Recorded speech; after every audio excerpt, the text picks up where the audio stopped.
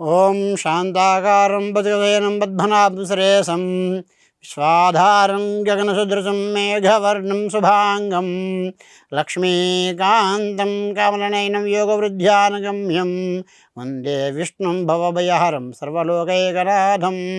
ఓం నమో నారాయణాయ. భక్తి టీవీ మరియు కొలుగూరు న్యూస్ వీక్షకులకు శుభోదయం. నేను మీ తటవర్తి గాయత్రి శర్మను. ఈరోజు సామాన్యమైన రోజు కాదు. సూర్యుడు ఉత్తరాయణంలో ఉండగా మాఘమాసంలో వచ్చే అతి పవిత్రమైన రోజు భీష్మ ఏకాదశి.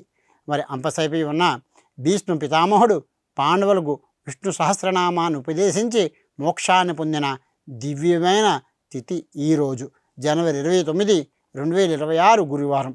సాక్షాత్ గురు స్వరూపమైన రోజున ఏకాదశి రావడం మహావిశేషం.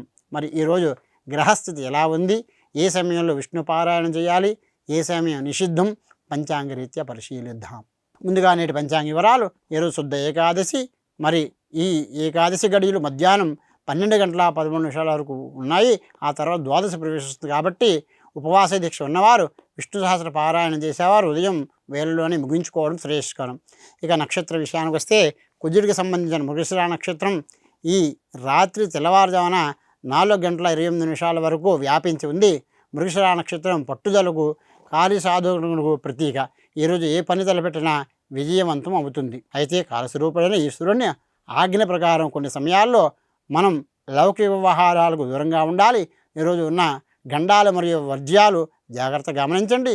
ఈరోజు ఉదయం 11 గంటల 20 నుండి మధ్యాహ్నం 12 గంటల 52 వరకు వర్జ్యం ఉంది.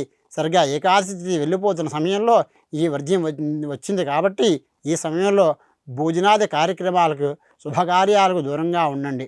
గురువారం నాడు సాధారణంగానే పనులు కలిసి వస్తాయి, కానీ ఈ 2 సమయాలు జాగ్రత్త అవసరం. ఉదయం 10 గంటల 20 నుండి 11 గంటల 7 వరకు ఉంటుంది. మళ్ళీ మధ్యాహ్నం 2 గంటల 50 నుండి 3 గంటల 35 వరకు ఈ సమయంలో ఎవరితోనూ వాదించకండి, కొత్త ప్రయత్నాలు చేయకండి. మరి విష్ణు అనుగ్రహం పొందే ఈ అమృత గడులు ఎప్పుడున్నాయి? ఈరోజు రాత్రి అద్భుతమైన సమయం ఉంది. రాత్రి 8 గంటల 16 నుండి 9 గంటల 40 వరకు అమృత గడియలు ఉన్నాయి. ఈ భీష్మ ఏకాదశి నాడు ఈ సమయంలో విష్ణుమూర్తికి పటం ముందు దీపం వెలిగించి ఒకసారి విష్ణు సహస్రనామం చదవండి లేదా వినండి. మీ జీవితంలో ఉన్న అనారోగ్య సమస్యలు, రుణబాధలు పటాపంచలైపోతాయి. చివరగా ఒక మాట, భీష్ముడు కోరికన మరణాన్ని పొందిన రోజు ఇది. ఈరోజు పెద్దలకు, పూర్వీకులు నమస్కరించుకుని విష్ణు ఆలయంలో తులసిదళం అర్పిస్తే ఆ గురువైన దత్తాత్రేయుని ఆశీస్సులు, విష్ణువు కరుణ మీకు పరిపూర్ణంగా లభిస్తాయి. రేపటి కాలగమనంతో ద్వాదశ విశేషాలతో మళ్ళీ కలుద్దాం. శుభం భూయాత్. సర్వే జనాః సుఖినో భవంతు.